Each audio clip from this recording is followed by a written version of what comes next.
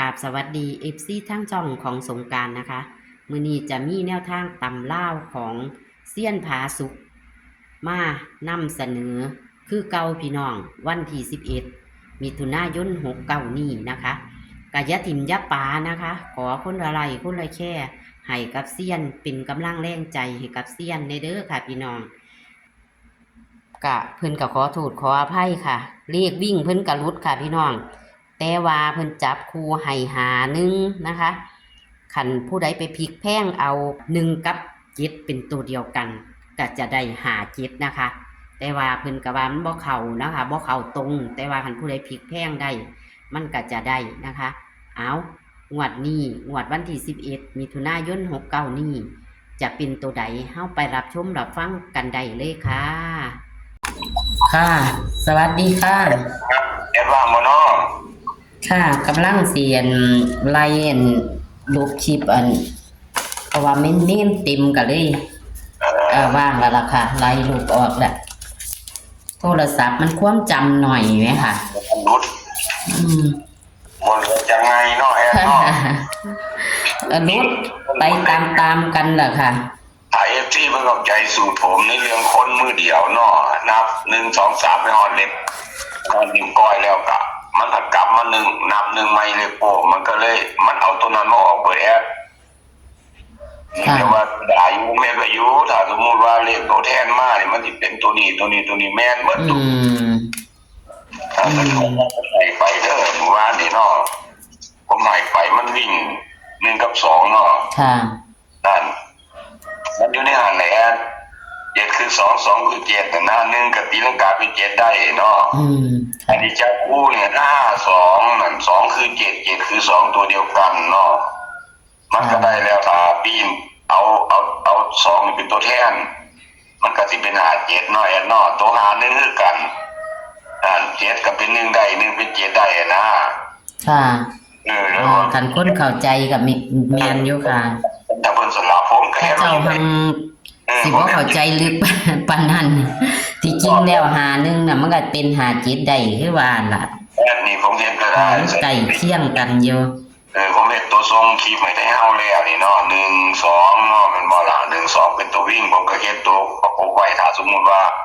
ซุ่มนี้บ่มามันหลุดตัวแทนมันมาเนาะผมก็เฮ็ดไว้มี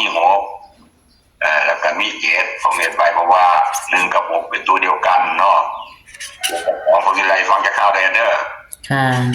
ใจหายที่มันเข้าเบิ่งบางทีได้เห็นจับถือข้างเรื่องเธอผมจับแล้วนี่เพิ่นอาจจะมักตัวนั้นถ้ามันตรงกันเพิ่นเอาเลยสินะสมมุติว่าคือผมให้52ไปแต่ว่าเพิ่นมี7อยู่ในใจนั่นผมกับ7ตัวเดียวกันนี่เพิ่นเอามาใส่เลยมันสิถือโลดนั่นนี่นะบาดนี้ผมก็เฮ็ดใส่ลายไว้เนาะ42 52บัดนี้ตัวเน้นผมเบิ่งตัวเน้นอย่างเดียวบัดนี้ตัวเน้นนี่ถ้าสมมุติว่าผมมา0มามันก็ต้องเป็น02ผมจับไว้แล้ว20อยู่นี่มันเหลือตัวเดียวที่มันจะเป็นไปได้คือ7เพราะว่า2คือ7 7คือ2ใช้กันมันก็เลยเป็น72โลดจังซี่นะสังเกตว่าจังซี่นะแอดค่ะก็เพิ่นฟังเอาเนาะค่ะเพิ่นฟังเอาเพราะว่าแอดมินก็บ่จริงคือกันนั่นล่ะเพราะว่าบ่จะมันสูตรไผสูตรมันเนาะค่ะเนาะคำสมมุติว่าเนี่ยไปนี่เนาะเมื่อบอกเลยบอกให้ไปทำนี่เลขอยู่ในใจแล้วถ้าเบิ่งแล้วมึงดูคู่กันนะตัวเอามือขาเดียวยกขึ้นมึงรถนับ1นิ้วโป้งไปฮอดนิ้วก้อยมันสิเป็นเลข5เนาะบาดนี้มันเบิดนิ้วนับมันกลับมา1นิ้วโป้งมั้ยนะมันก็เลยเป็นตรงกันจังซี่นะผมสูตรของคนมือเดียวของผมมีมือนับมือที่2นะนับไปสูตรหาแล้วมันกลับมานับคนเลข6มันเลข1นี่ไม่บ่เลข1ไม่นี่มันเป็นเลข6จังซี่นะมันเลยเป็นจังซั่นเนาะมันมือขังเดียวนะที่มันก็เรียกทิพตัวแหละมันเป็นทับกันมันก็เรียกว่าเป็นเรียกตัวเดียวกันนะค่ะก็คิดของมันดีดอกละเสือกระดาษค่ะเดี๋ยวไม่เนาะเนาะขอโทษหลายๆแอดอัดเสียงแล้วบ่นี่อัดเสียงแล้วบ่ค่ะโอ้อันนั้นแล้วบ่เข็มที่แล้วบ่ค่ะเอาไปโดนเนาะแอดเนาะค่ะจังได๋ก็มันหลุดไปแล้วก็เฮ็ดจังได๋แล้วมันก็เดินยาวมันเดินแล้วแอดเนาะมันเดินยาวดีค่ะเลขนึง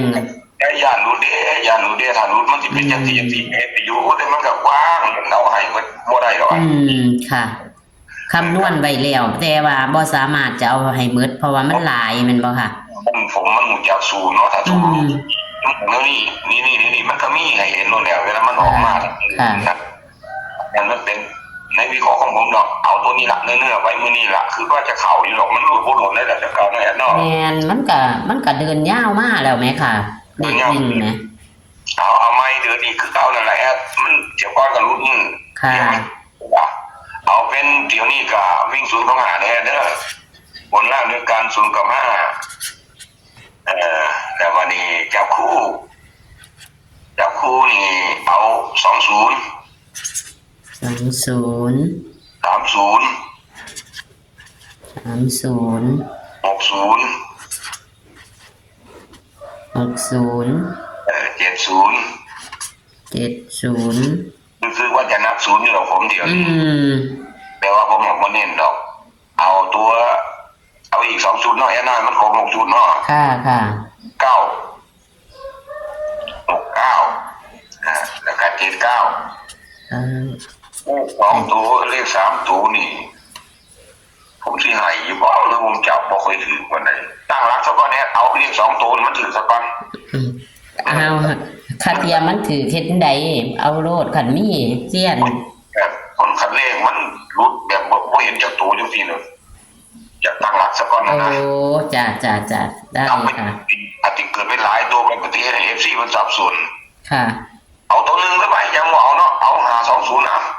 ค่ะ เอาตัวนี้ล่ะผมเน้น20 30แน่นะเน้น2จุด ค่ะ เลข3ตัวนี่ก็เอาตัวนี้ล่ะเพราะว่าชอบ นิ่น2030 ครับ อืม ให้เพิ่นกลับไว้ได้หาจังได๋ก็ได้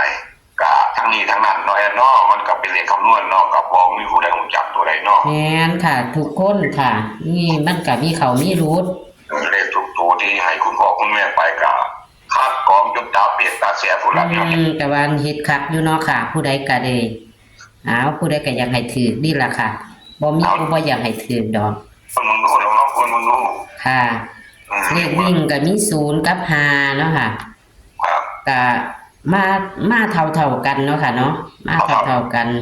สังเกตว่าเรื่องจับเนี่ยก็รู้สึกจะนับไปทั้งศูนย์ล่ะเพราะว่าจับศูนย์หลายกว่า ก็จับคู่มี20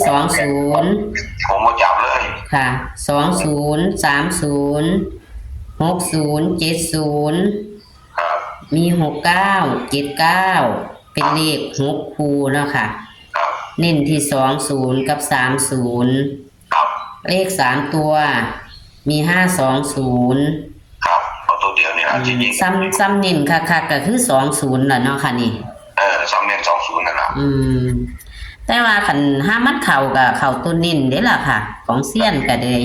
ก็ว่าทาง เข่ากับเข่าคักเดียวนี้ล่ะ ลองเบิ่งว่าเดี๋ยวนี้เอาบ่ตามสูตรผมก็ว่าเขานั่นล่ะ ค่ะ บ่เป็นให้เฮาจ้า บ่หรือว่าผมจำ6เก่านี่มันสิเป็นอะไรเป็นถอยลงมาเป็น68บ่ก็ให้ FC พี่นะเอาเพราะว่ามันข้ามไปตัวนึงมันมี6เก่า7เก่านี่7เอานั่นนำแน่คือบ่8แต่แน่สิว่านะ6 8 7 8นี่เป็น ขึ้น ยังนะครั คั บ นไม่นั่นมันก็จะขึ้นแต้มลงแต้มเนาะ เดี๋ยวมันมี8เด่นอยู่ในใจเพิ่นอยู่แล้วนะ ค่ะ เพราะว่าของผมบางครั้งมันก็คือจะลงแต้มเนาะตามแนวมาเนาะ ค่ะ มันรุ่นเดียวนี่ก็บ่เห็นว่าง่ายก็ใจวูบแล้วเลย บ่ต้องบ่ไปใจน้อยดอกค่ะ มันก็มีเขามีหลุดมันเดินยาวมากคักแล้วค่ะ แน่นี่ เด็กวิ่งนะ บ่เฮ็ดเพราะว่าเฮาเฮ็ดด้วยความตั้งอกตั้งใจจังซี่นะสัญญาเนี่ยว่าผลงานมันสิเด่นมันบ่แม่นไหน ทุกคนค่ะ ทุกคนค่ะ อันละว่า เซียนทุกเซียนค่ะ เป้าหมายออกมาแล้วเนาะเพียนว่ายาวเนี่ยมันหลุดบัดดิบ่เห็นว่าง่ายนี่โอ้ย เป็นกำลังใจเด้อพี่น้องเอ้ยเป็นกำลังใจให้เซียนอย่าฝ่าวถิ่มฝ่าวปลาเด้อมันผิดงวดหนึ่งมันก็อาจจะเข้าคือเก่าค่ะ ได้มากก็บ่เคยรุ่นโดนต้องน้อยแอดเนาะ มันก็หลายมื้อไหมค่ะ เป็นอาทิตย์เนาะ แม่นนี่ดอก เป็นอาทิตย์มันไข่ติดต่อกันมันก็ต้องมีพลาดมั่ง แม่นนี่ เพิ่ ด น อก ต้องเข้าใจล่ะค่ะ ครับ FC ก็เลย นี่ล่ะวันที่11เท่านี้เด้อ ค่ะ คุณพ่อคุณแม่ผมขอมาเบิ่งกะครับผมมาผู้ชอบกับพาบ้านไปมันเป็นสูตรเป็นหน่วยคำนวณเนาะ ค่ะ มีผู้ใดจะใดก็คือคำนวณแล้วก็ย้อนหลังนั่นละถือดีปัญญังนั่นละ ค่ะค่ะค่ะ ก้าวเขาเหยียบต้องบ่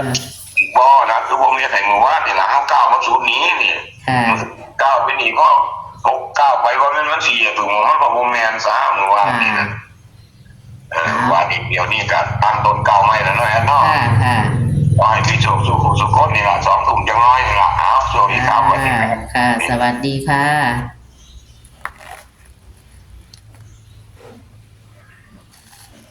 ค่ะ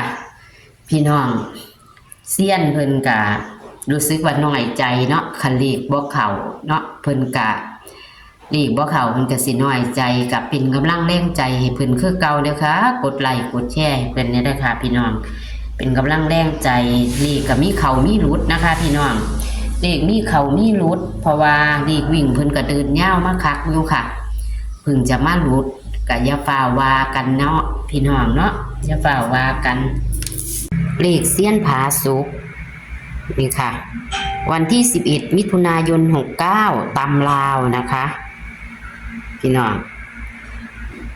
มา0 กับ 5ค่ะเลขวิ่ง0 กับ 5นะคะเพิ่นให้มา6 หางค่ะพี่น้องเน้นแค่2 หางก็คือ2030นะคะเลข3 ตัวหางเดียว520ค่ะพี่น้องบางเทียก็ได้ตัดลิ่นของเพิ่นเด้อก็ออกของเพิ่น3 ตัวนะคะพี่น้องแต่ว่าตัดลิ่นนี่ค่ะวันที่11 มิถุนายน 69ตำลาวคือวันพฤหัสเนาะค่ะวันพฤหัสนี่ค่ะคันแม่นไปพลิกแพงเอาก็จะเป็น57นะคะพี่น้องจังใดก็อย่าถิ่มอย่าป๋านะคะพี่น้องเซียนบ่เข้ามือนึงก็จะเข้ามือนึงนะคะเลขวิ่งเพิ่นกับพึ่งรุดค่ะเดินยาวมาเอางวดประจำวันที่11 มิถุนายน 69วันพฤหัสนี้ก็โชคหมานๆค่ะสวัสดีค่ะ